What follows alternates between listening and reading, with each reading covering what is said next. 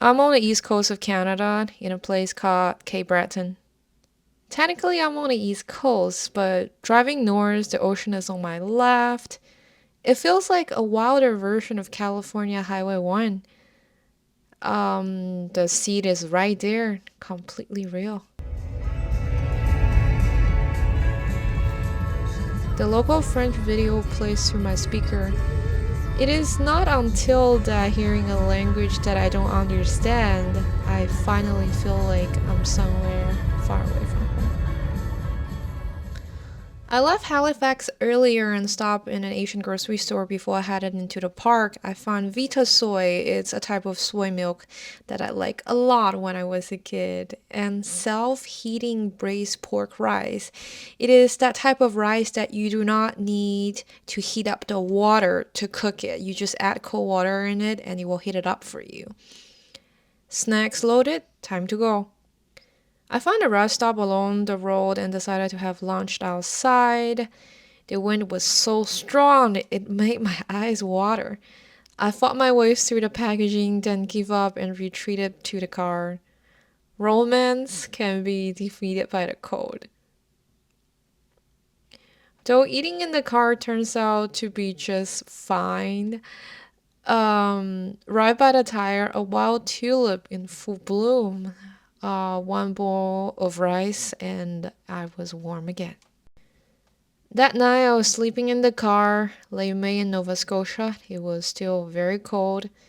I kept turning over, trying to get comfortable. Traveling alone, I sometimes get anxious. In a place with no signal, I found a small town cafe to settle into. Next door was a gift shop full of handmade wooden crafts. The shopkeeper told me that wind here gets extreme in the winter, strong enough to blow out windows to open up the roof. One time, everyone went to community center for a dance night despite a wind warning. By the time the dancing was done, the storm had arrived. They ended up sleeping in the community center. Next morning, they came out to find most of their car window busted.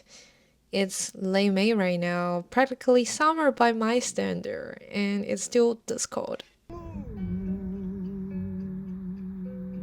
Most of the time here, there's no signal. A man I don't know is hanging through my speaker. Back home with Wi-Fi, I never cared to listen to songs like this. Out here, I'm singing alone at the top of my lungs. I stop at a pebble beach to look for pretty stones. Up close, the ocean is soft and gray. From a distance, it is a deep, clear blue. Back to the road, I saw a car stopped ahead. Someone waved me down. A man on a motorcycle had hit the guardrail on a curve. His bones are likely broken. People were trying to call for an ambulance. No signal, the cars wouldn't go through. I said, I have a satellite phone. I hesitated before leaving the States. $200 for a month rental. But I'm glad that I got it. The man on the road is called Mohammed. He's 56 years old, has 2 kids. Late May in Cape Breton, maybe 4 degrees Celsius outside. People took off their coats and laid them over him. Someone gently pressed the fabric down so the wind would not take it. He ended up covering a small pile of bright, mismatched jackets. We stood there on the roadside until the paramedic loaded him into the ambulance. When you travel alone, the highs are yours alone, so are the lows.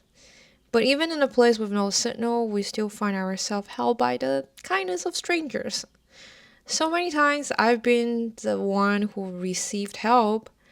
This time I was lucky enough to be the one who could give it.